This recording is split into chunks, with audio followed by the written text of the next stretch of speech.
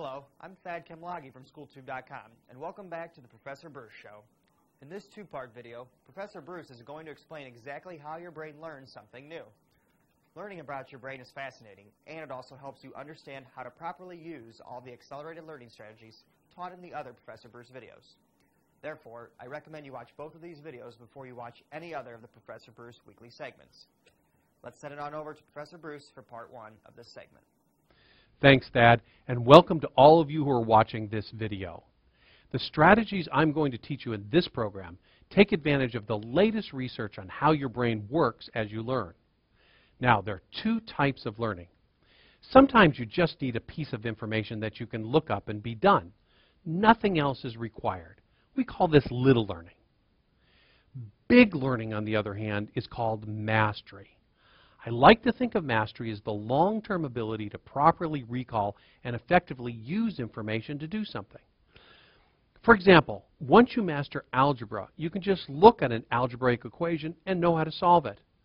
When you master the reading comprehension skills I'm going to teach you in this series, you'll find that as you read, your brain will just automatically be processing information in the correct way. Since mastery learning is the goal, it is very important for you to understand how your brain gets to mastery. So let me give you an example that illustrates how it works. Think back to how you learned to ride a bicycle. Before you attempted to ride, someone gave you instructions on holding the handlebars, pedaling, steering. You think, not too difficult, it doesn't look that hard.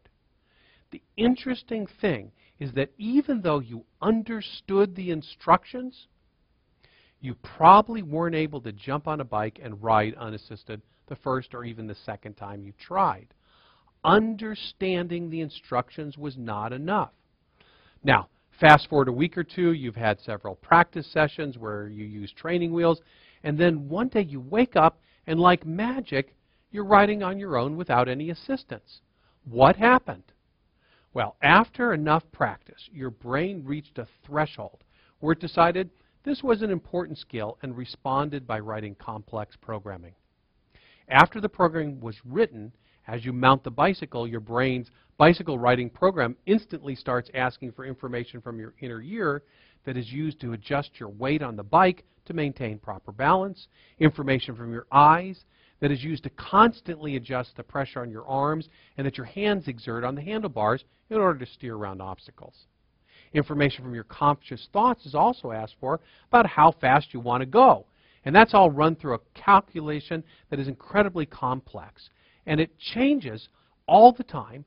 And what it changes is the commands that it sends to hundreds of muscles in your legs and feet, which in turn determine how fast you pedal. Or, of course, if you want to prepare to stop, it sends that information to your legs as well. When you think about that, the calculations and commands that are required to ride a bike are unbelievably complex. Yet your brain does it automatically because you've mastered bike riding. Think of another example. When you first learned to add a few pairs of one-digit numbers, 2 plus 2 equals 4, 3 plus 3 equals 6, 4 plus 4 equals 8. You're able to add those numbers because the part of your brain that stores memories memorized them.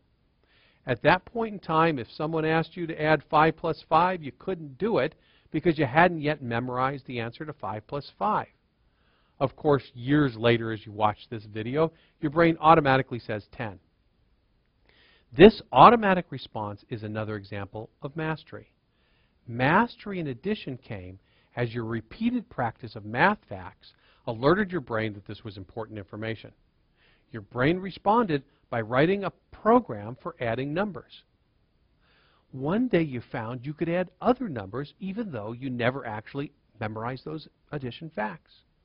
For example, when I ask you what is 1,000 plus 500, as soon as you hear my question, your brain accesses its add number program and provides the correct answer of 1,500. The miraculous way your brain is able to write sophisticated programming is something that scientists who study the brain can't fully explain yet.